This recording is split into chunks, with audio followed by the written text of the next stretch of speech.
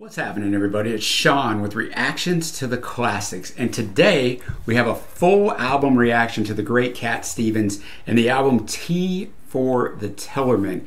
Now, Trey and I already did a full album reaction to the album that followed this, Teaser in the Firecast, so make sure to check that out after this review. We really enjoyed that one. This is brought courtesy of our patron and longtime friend of the channel, Rich. Thank you, Rich. You always bring us fantastic stuff. Rich knows a ton about music. Always respect what he brings us. And guys, if you like this video, give it a big thumbs up. Hit the big red subscribe button below. And if you want to be like Rich and support us in any manner, the patrons make this thing run.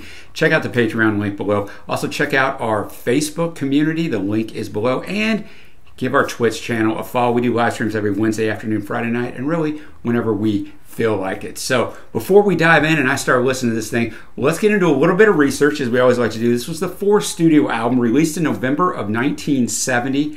Cat was a former art student, so he created the artwork featured on the record's cover. This is 205 on the Rolling Stones Top 500 albums of all time on the new revised list that was just released last year. It's his second album released during the year of 1970 with Wild World as an advanced single. This was the album that brought Cat worldwide fame. The album itself charted in the top 10. Cat's a singer-songwriter, so as with all singer-songwriters, all the songs in this album were written by Cat Stevens. So let's go ahead and jump into this album with the first track, Where Do the Children Play? I will have the lyrics up as always, very important with singer-songwriters, and be following along. If this is your first time joining us, the music will not be in the YouTube video because of copyright, but there will be a link below to another site. If you want to follow along and listen with me, if you just want to know what I got to say, just hang out here on YouTube because I'll be right back. Once again, thank you, Rich. Where Do the Children Play? Cat Stevens. A shout out on that. I'm guessing it's Alan Davies, who also plays acoustic along with Cat and does backing vocals on this album, because he was a really powerful punch on this when the chorus came in. And I really liked instrumentally, since we're there, how on that third verse right before it happened, the drums come in and kicks it up a little bit. What I can get out of the song is basically where do the children play, right? This is written over 50 years ago, so it is very foreshadowing to what we deal with today all the way in 2021. Cat did say in 2014 that he grew up in an entertainment district west of London, and later in life, quote, realized that there weren't so many parks around there, and noted in this song, that's kind of harking to that issue. So he starts out just talking about building the jumbo planes, the trains. Yes, you get what you want to if you want, because you can get anything. And then, of course, I know we've come a long way. We're changing day to day. But tell me, where do the children play? In other words, all this technology is fantastic, but at what price? You know, it's taken away playgrounds. It's taken away all kinds of different things. You could even take this 50 plus years later and go, okay, now we have all this. What has technology given us with this? Because now, where do they play? They don't even want to go play because they have all these devices. So just really, really good. Talks about trucks, you know, pumping petrol gas and making them long enough, make them tough, the roads, but they just go on and on. It seems you can't get off. All this distraction, all these things destroyed. In verse 3, he talks all about, you've cracked the sky, scrapers fill the air. Nice little wordplay there. Skyscrapers, you build them higher and higher till there's no more room up there. Will you make us laugh? Will you make us cry? Will you tell us when to live? Will you tell us when to die? And then he finished with that fantastic chorus. I know we've come a long way. We're changing day to day, but tell me, where do the children play? Nice vocal, as I already said. I enjoyed the instrumentation and a great message. So a fantastic way to start out this album. We're going to move on to the second track, Hard-Headed Woman. I've met a few of those in my life. No names will be mentioned, but let's see what Cat has in store for us here. Hard-Headed Woman. I gotta say, he okey-doked me, right? I made this assumption when I saw the title that Hard-Headed Woman was going to have this negative connotation, but alas, it did not. And Cat said this about the song. He didn't even really know what he was talking about. He told the magazine Cream in 1971, Hard-Headed Woman is a strange one.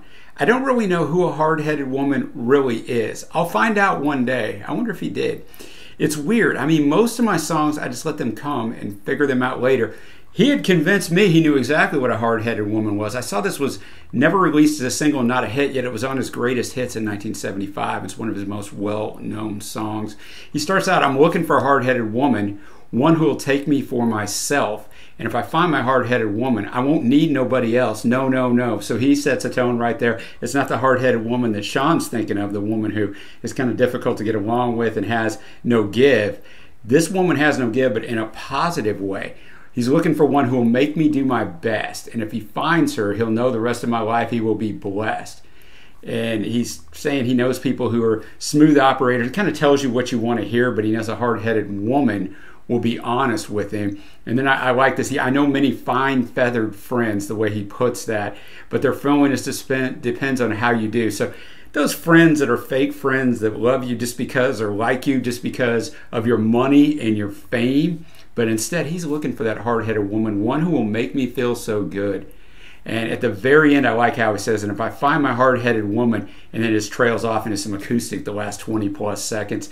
I thought he had more emotion on this song than on the previous song. The lyricism was just as fantastic, but the vocals were a little stronger for me, so definitely going to be in contention for a favorite for me. Well, now we're up to the only song I really know on this album, Wild World. I have heard this many times, even though this album came out a year before I was born. Went to number 11 in the U.S. Some say he wrote it about a former girlfriend, actress Patty D. Arbanville, but he actually said all the way in 2009 in an interview that the actual inspiration for the song was his return to a career in music after nearly dying from a collapsed lung due to tuberculosis in 1969.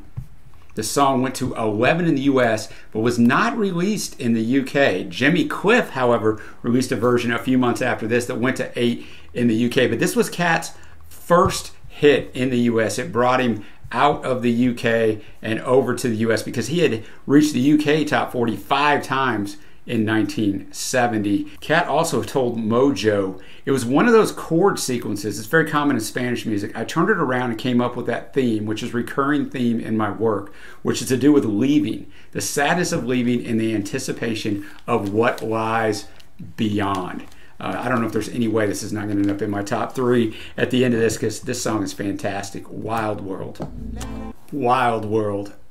That song is, I like to say, fire. That is just an absolutely tremendous song. I forgot it even existed. Thank you so much, Rich, for bringing this out. If I get nothing more out of it, and I know I'll get a lot more out of it, bringing this song back into my life is fantastic. More emotional in a way, more catchy, I guess I should say, than the first 2 tracks. I can see why people thought he wrote it to Patty, because that definitely appears what he did. He went on to explain in that interview in 2009, he said, I was trying to relate to my life. I was at the point where it was beginning to happen, and I was myself going into the world. I'd done my career before, so I guess before the TB in the hospital when he almost died. And I was sort of warning myself to be careful this time around because it was happening. It was not me writing about somebody specific, although other people may have informed the song, but it was more about me. It's talking about losing touch with home and reality. Home especially. So I can see that's probably a hybrid of both, because you got to be careful. A lot of times artists years later will go, oh, it wasn't about that girl or it wasn't about that guy, because the relationship is long gone, so they don't want to kind of give that credit there. They sort of reshape the narrative of why the song was written. But I can see this both ways. Starts out with that just catchy wah wah wah wah. Now that I've lost everything to you, you say you want to start something new, and it's breaking my heart you're leaving. Baby, I'm grieving. But if you want to leave, take good care. Hope you have a lot of nice things to wear, but then a lot of nice things turn bad out there. So I can see how that's to himself and to her. And then that chorus, I won't kill you with my vocal prowess here, but oh baby, baby, it's a wild world. It's hard to get by just upon a smile. He's so good in these songs, even though they're not heavy instrumentally, of just having little breaks. So actually stop the music and just have his voice for a word or two and then come back in, and it really adds a punch and almost a catchiness to the lyrics. He's very, very intelligent the way he does that. The keyboards on here were nice. I see he's the one that played the keyboards on the album, so I'm assuming it was him playing on here. A nice little touch. Oh baby, baby, it's a wild world. I'll always remember you like a child, girl. So is he talking to Pat, or is he talking to himself now that he's morphing into, as he said in 2009, it's happening for me? He knew the fame was starting to come, and he knew he better take it right this time around. So basically, that's kind of how this song plays out. That chorus is the thing that just sticks in your head. It's so fantastic. I don't know if it's the best written song Probably the first two songs were better written just as far as substance, but this one is just, like I said, catchy. It just all works together. So next up is Sad Lisa. I'm reading here there's two main theories regarding the inspiration behind the song. The first suggests that Cat is singing about his own personal experience suffering with depression. The other one says that it is about a girl he knew who had autism and struggled to communicate. But there's no verifiable confirmation of that. Cat himself said in an interview, I think Sad Lisa reflects me very much. I say it's Lisa, but I suppose basically I'm talking about myself on that one. It's very close to it. So I wanted to bring that out there as we listen to it and check out the lyrics. Sad Lisa. First of all, a shout out to Jack Rothstein, which says on this album he's known as John Rothstein, doing the solo violin, and Del Newman, the string arrangements. There was so much beautiful instrumentation that added to the texture and the dark subject matter here. Keyboards from Cat again there. Very deep when you realize it's not the surface level he's talking to Lisa. He did it in the previous song, Wild World, where he said he was really talking to himself, but it looks like he's talking about the girl who's lost. This one, it looks like it's a girl who's lost in her own depression, but really he said he was writing it about himself, so he just disguised it as a girl. Nice little songwriting technique. Starts out right away. She hangs her head and cries on my shirt. She must be hurt very badly. Tell me what's making you sad, Lee. So Lisa, just L-I, but Sad Lee, a nice little play on words. Open your door, don't hide in the dark. You're lost in the dark. You can trust me because you know that's how it must be. So the darkness of depression and the things he was going through. Though my love wants to relieve her, she walks alone from wall to wall, lost in a hall. She can't hear me. The way we get lost sometimes in our own thoughts and people who are suffering with those things. She sits in a corner by the door. There must be more I can tell her. She really wants me to help her. I'll do what I can to show her the way. And maybe one day I will free her, though I know no one can see her. So that part there lets you know it's probably not really a girl named Lisa.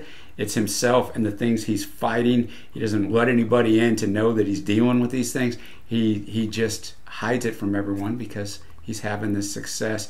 Most diverse instrumentally by far with the strings. Just a beautiful arrangement. Really enjoyed that one. We're already to the end of side one. Last song on side one is going to be Miles from Nowhere. And one of the things I didn't cover at the start is this album was actually all recorded in London, but at 3 different studios. The first 4 songs we've covered were at Morgan Studios. This one, Miles from Nowhere, he stepped into Olympic Studios. Sometimes you can hear a little difference in songs and the way they're arranged depending on what studio they come from. So I will be interested to listen for that. In 2000, Cat told a newspaper that this was one of his songs that expressed his hunger in the 70s for spiritual balance. He says he tried Buddhism, Taoism, and numerology before eventually embracing Islam and obviously eventually becoming Yusef.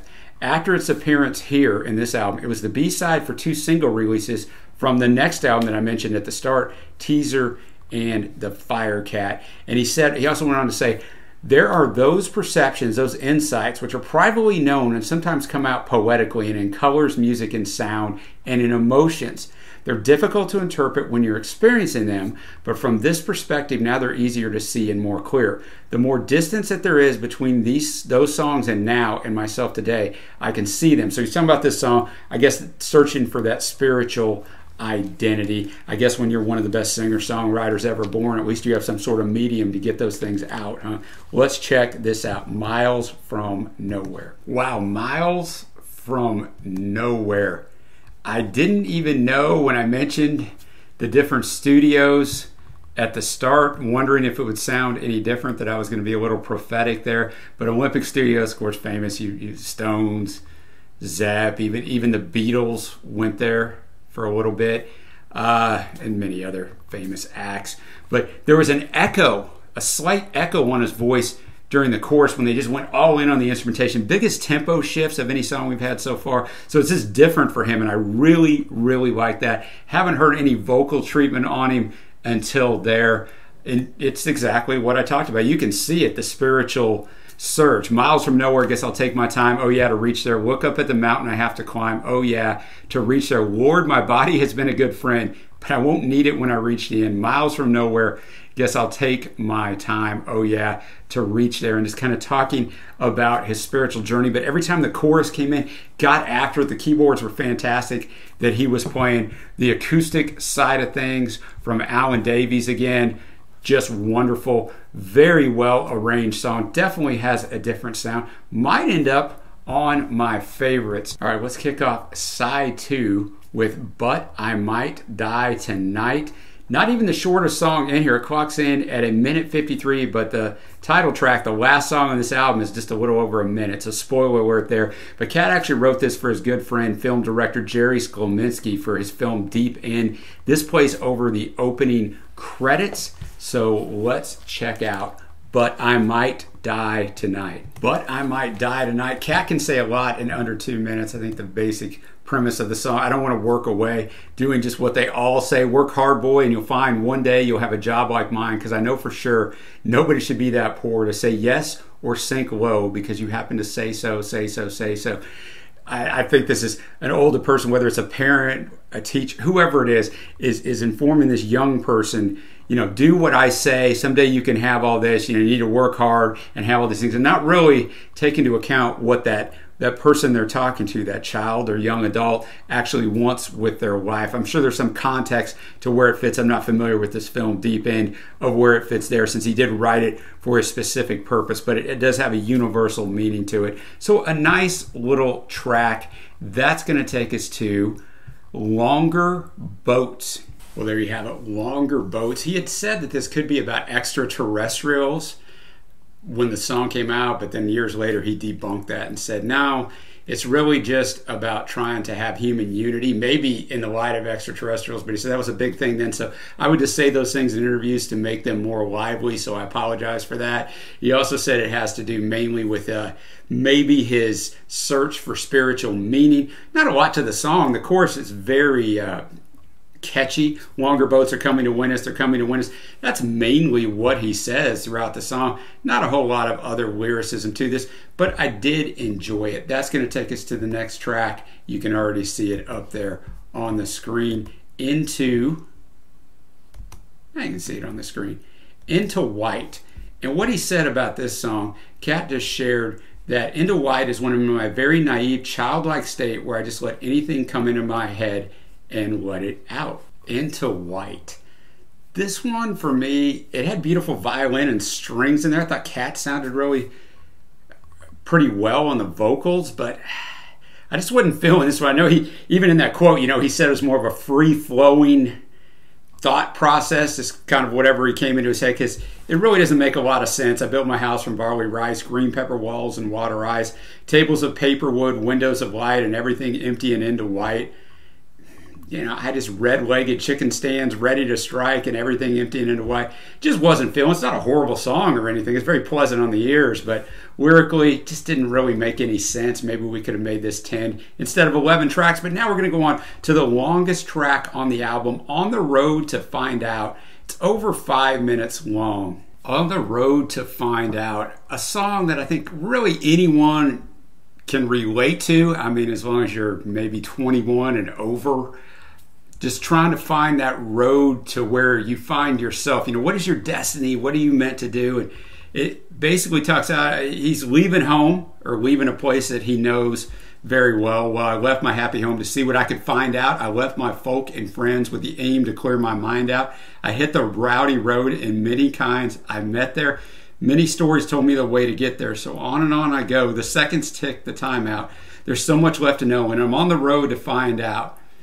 So then I found myself alone, hoping someone would miss me. So he's talking about all of that. And the very last verse, I think, talks a lot about what the whole meaning of the song is. Then I found my head one day when I wasn't even trying. And in 1971, he shared his experience of finding himself. He said, you can't plan finding yourself. It just happens, and that's the moment. You've got to reach that thing. You think about it. It's gone completely. So you have to let your instinct guide you. I wasn't even trying. That was the moment I was relaxed and ready to take it. So after that line, and here I have to say it because there is no use in lying, yes, the answer lies within. So why not take a good look now? Kick out the devil's sin, pick up a good good book now. So he keeps repeating that to end it. So I think it's both maybe his destiny professionally, personally, but also spiritually. So a nice song, over 5 minutes long, did not get redundant. Thought it was really well done. Going to come up to the next to the last song, Father and Son. Now I know this song because someone recommended it on a live stream or requested it. Obviously, if you're familiar with the channel, you know that Trey and I and my son do this channel together, so someone thought this was very appropriate for us. I remember liking it when I heard it, but I've only heard it one time, so this might be very powerful to me. I don't know. I really had no relationship or have no relationship with my own father, but I do think I have a great relationship with my son, so I will be on that side of this song. A little more about it. It frames a heartbreaking exchange between a father not understanding his son's desire to break away and shape a new life, and the son who cannot really explain himself, but knows that it is time for him to seek his own destiny. Little destiny like the last song. Cat sings in a deeper register for the father's lines, while using a higher one for those of the son. Additionally, there are backing vocals provided by Cat's guitarist and friend, as there was on a lot of these Alan Davies, beginning mid-song, singing an unusual chorus of simple refrains. Cat originally wrote it as part of a proposed musical project starring Nigel Hawthorne called Revolutia, that was set during the Russian Revolution and could also become a film. So that gives you a little bit of the background of why he wrote it. The musical went away when, unfortunately, I mentioned it earlier, Cat got tuberculosis in the hospital for almost a year. Father and Son, what a wonderfully done song. Starts out in verse 1 with the father talking to the son, basically just telling him, look, man, I know you're young. It's, you know, that's your fault. There's so much you have to know. Find a girl, settle down. If you want to marry, look at me, I'm old, but I'm happy. He says that several times. So he's trying to give advice to his son on how to live. And I know it's not easy to be calm when you found something going on, but take your time, think a lot. Why think of everything you've got? For you will still be here tomorrow, but your dreams may not. Then the son comes in verse 2, and like I mentioned at the start, Cat sings in a higher register, which is a really cool way to approach this. How can I try to explain? When I do, he turns away again. It's always been the same old story. From the moment I could talk, I was ordered to listen. Now there's a way, and I know that I have to go away. I know I have to go. So I more so related this actually from the son's point of view than the father's. And then verse 3, the father is singing, and there's that nice backing vocals from Alan Davies where he's singing the son's part. You know, it's not time to make a change, away, away, away. And then the fourth verse, the last verse, it flips. Cat's then singing the son, and Alan's doing the father part of just basically, look, we're not on the same page. The dad wants the son to slow down, stay here, look at what you could do with your life. The son wants to go. Much, you know, like I said at the start of this, it really is a throwback to the previous track, On the Road to Find Out. It's that same coming of age, I've got to go. A wonderful song. It's going to end up on my favorites. Just a little sneak preview there. Now we're going to go to the final track, the title track, and also the shortest track. We go from the longest track to the shortest track. T for the Tillerman, only 1 minute and 2 seconds long. I see that it was later made famous, played during the credits of Ricky Gervais and Stephen Merchant's TV show Extra. So not familiar with that and not familiar with this song. Let's finish this thing out.